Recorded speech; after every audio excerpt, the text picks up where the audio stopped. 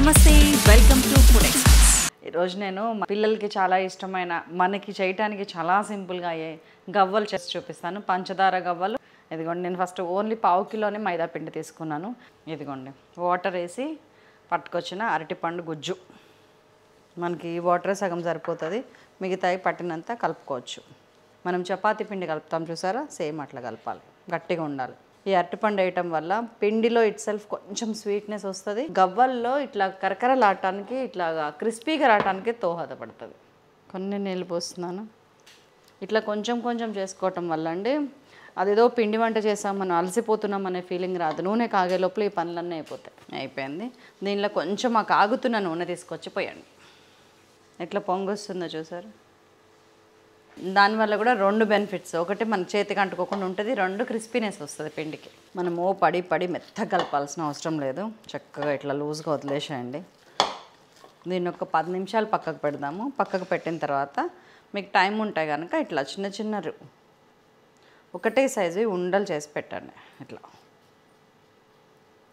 ఒకటే సైజు ఉండాలి. సో నేను పావు కిలో పిండికి అర్ధ పావు షుగర్ తీసుకున్నాను, సరిపోతుంది. అండ్ నీళ్ళు ఎన్ని పోస్తారంటే జస్ట్ కొన్ని తడపటానికి నీళ్ళు అంతే. స్టవ్ అంటించాను, జస్ట్ పాకం కరగాలి అంతే. పాకం గట్టి పడాల్సిన అవసరం లేదు. అందుకే నేను ఇంత సింపుల్ రెసిపీ అని. ఇగోండి యాలక్కాయ పొడి, మీకైతే కనుక ఒక 2 యాలక్కాయలు పడతాయి. అది పంచదారలో కలిపింది. సిమ్ చేస్తున్నాను. ఎలాంటి గట్టి పాకం అట్లాంటి అవసరం లేదు. జస్ట్ కరిగి 1 నిమిషం పాటు కుత్త ఉడికితే చాలండి, పాకం అయిపోయినట్టే. మనకి కరిగిపోయిందో ఒకసారి కావాలంటే చూసుకోండి, ఇట్లా తగలొద్దు మనకి.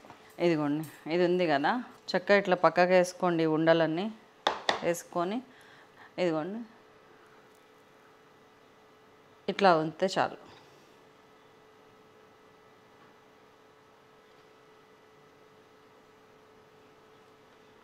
దీంతో కూడా ఫోర్క్తో కూడా చేయొచ్చు. That's all. ఇదిగోండి, ఇది అయిపోయింది. ఇది రైస్ బ్రౌన్ ఆయిల్, కాక నూనె అనుకున్నారు, అందుకే ఆ కలర్ ఉంది.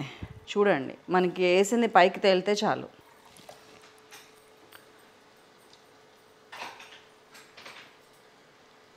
మనం పొడితో చేసుకుంటే కనుక ఇట్లా తీసేసుకోవాల్సిన అవసరం ఉండదు. ఇట్లా జారితే జలజలా రాలిపోతాయి.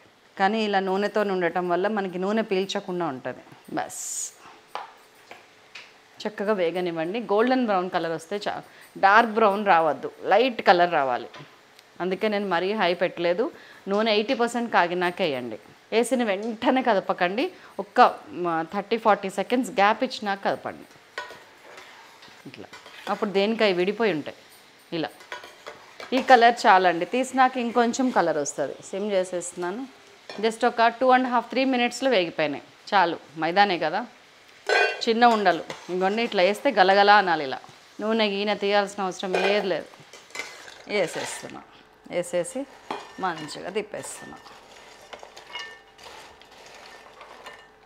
దానికి ఇట్లా దానిలోనే ఉంచకండి, నేను బంద్ చేస్తున్నా. తీసేయండి ఇట్లా విడివిడిగా. పాకం ఉంటే వేరే దాంట్లో వాడచ్చు, దీనికి ఎక్కువ తక్కువ పట్టించాల్సిన అవసరం లేదు.